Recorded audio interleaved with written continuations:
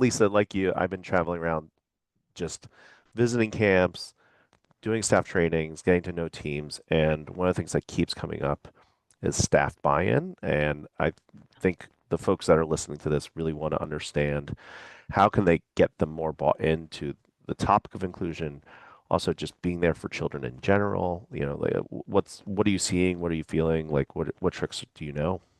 Yeah, no, it's a great question, and it's usually one of the number one hurdles that camps are struggling with when they're thinking about being more intentional with their disability inclusion at camps.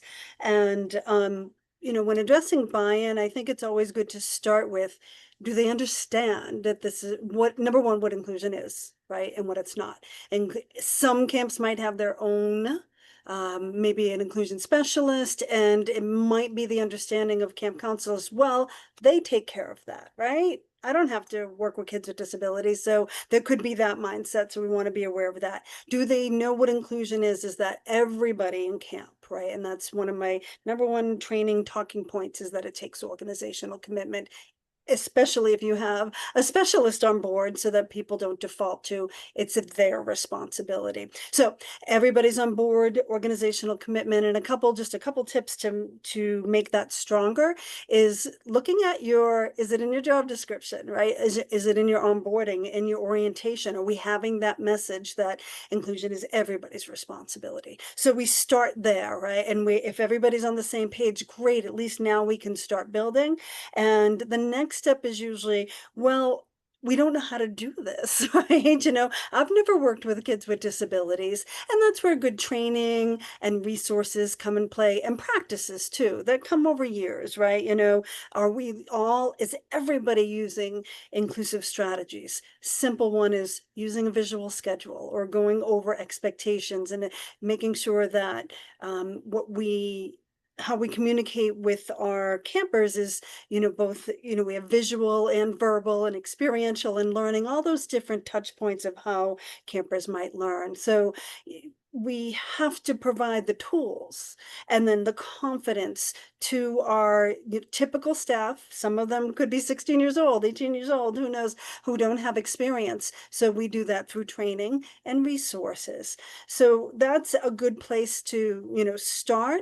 And then we want to see if there is one person who is identified officially or unofficially, doesn't matter, as the like go-to inclusion person, right? Maybe it's a person who does the intakes, or they could be a director, assistant director, site coordinator, that they just happen to have that responsibility.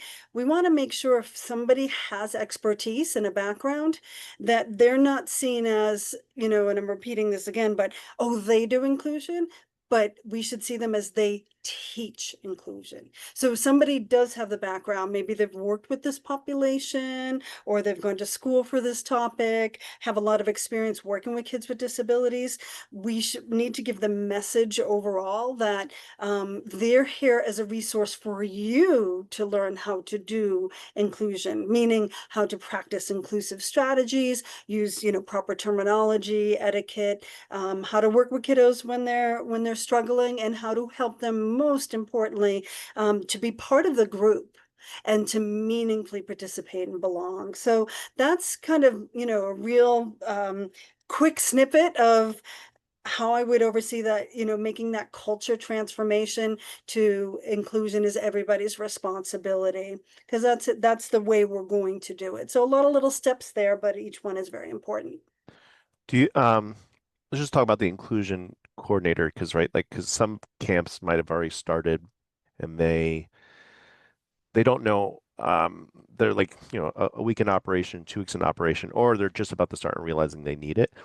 What do you think is the best way to designate that? Because I do think you're 100% right. Like there's uh, um, people, there's sometimes experts on the team that are unintentional and become the resource for everybody, and there's others that are literally designated that. And I think Yeah. sometimes we're afraid to do that in a setting because it becomes their job, not teaching, right? So I think that mindset is amazing. But like, what, how would you, how would you kind of go about it right now if you didn't have that resource and you wanted to put that on your team? Yeah, so we're in week one, or we're just about to start, maybe week Yes. two, and we're realizing like we don't have a point person, right? Yeah, yeah. I mean, ideally, we want to have discovered that earlier, but that's okay. Sometimes it doesn't happen that way, and now we're identifying that we just have a lot more kiddos. Some families disclosed, some did not disclose. Now we're finding out that we have a ton of kiddos that have different support needs. What do we do?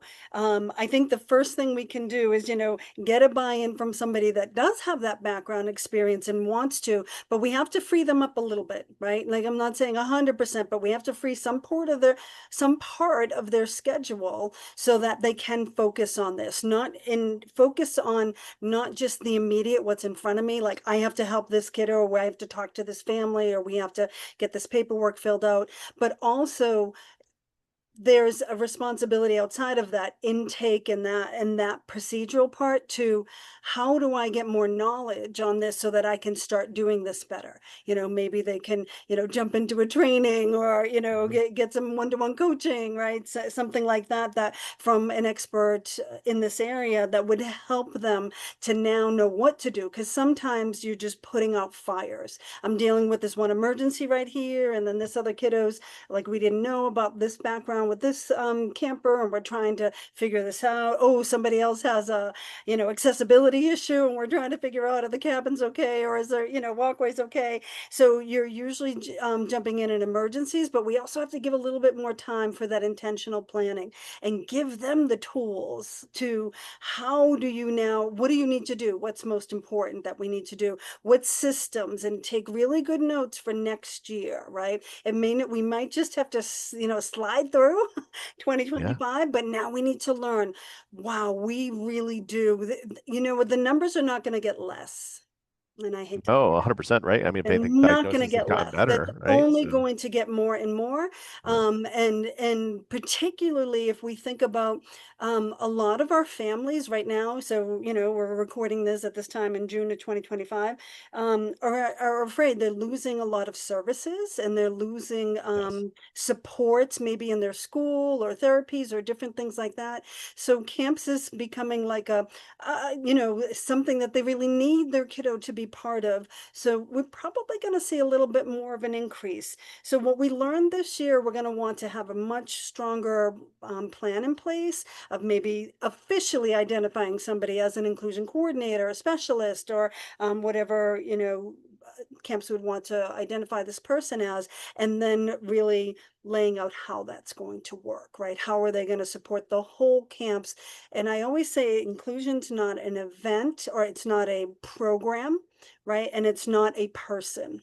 It's all of that are the supports that help the whole organization to everybody is meaningfully now intentional about helping all of our campers to be successful. So we want to set it up strong, because I've been on that other side where my whole entire why was like, oh, good, we don't have to do inclusion. They just hired somebody who does that. So they all just like, kind of went, oh, done. And we want to make sure we avoid that, because it can actually make your inclusion initiative go a little bit backwards, right? And then you have to like revamp up and get a good hold on this. So that would be my advice is, to just take really good notes for this year, but give this person time to be able to do a little research, background, talk to other camps, talk to other professionals like myself out there, to get some support. What do I do right now in this moment just to get through this crisis? And then we also don't want it all to fall on their shoulders, so we would want to make sure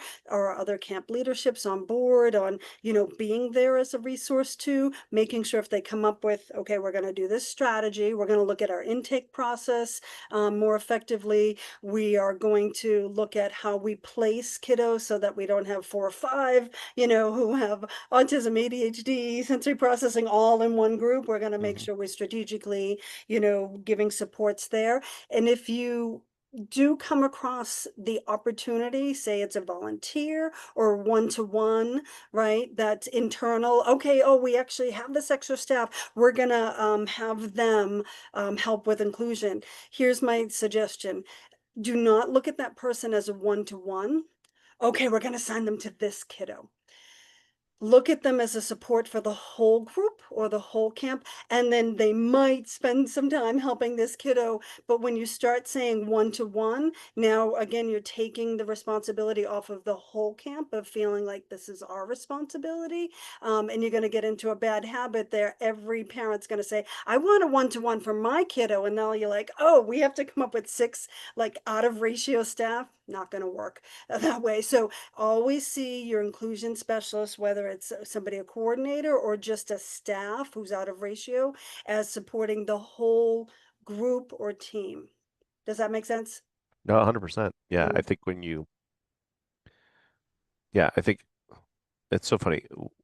I always remind myself that, I remind staff as I train them that the word inclusion, really, when you boil it down to a simplified word, is include.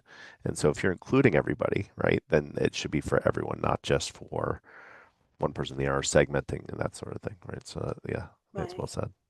Yeah, Great. yeah. And the active inclusion is actually done not by, right?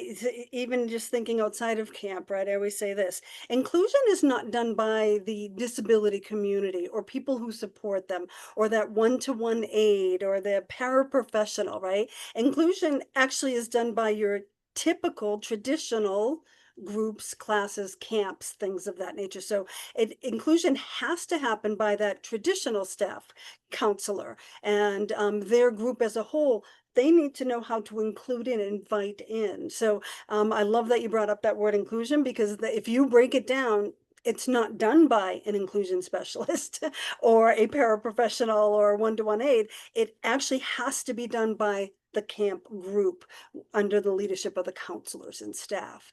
Welcome, right? And it has to be accessible and welcoming to them. So Yeah. I love that you brought that up.